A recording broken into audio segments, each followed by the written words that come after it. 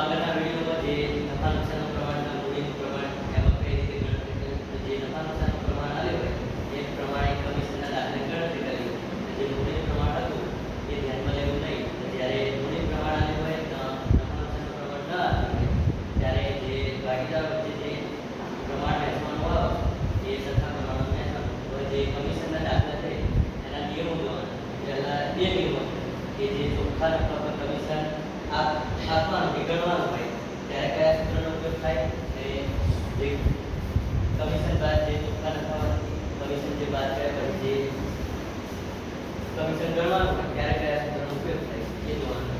જ્યારે કમિશન ભાગીદારોને આપવાનું હોય કે ગણવાનું રહી ગયું હોય ત્યારે આ પ્રમાણે કે કમિશન બરાબર ચોખ્ખો નફો ગુણ્યા કમિશનના ટકા ભાગ્યા 100.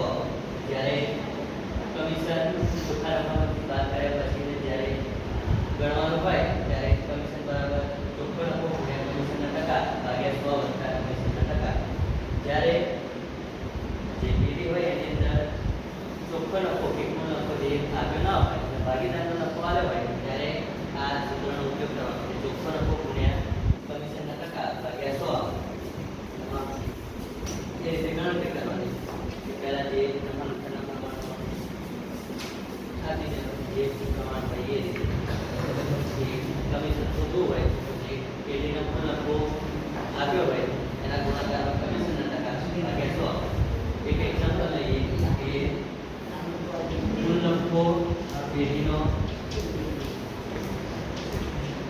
1 લાખ રૂપિયા કમિશન 10% કમિશનની ગણતરી કરવાની. પહેલા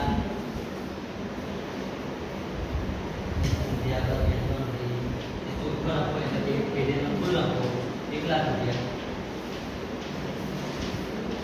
ગુણાકારમાં કમિશનના ટકા 10%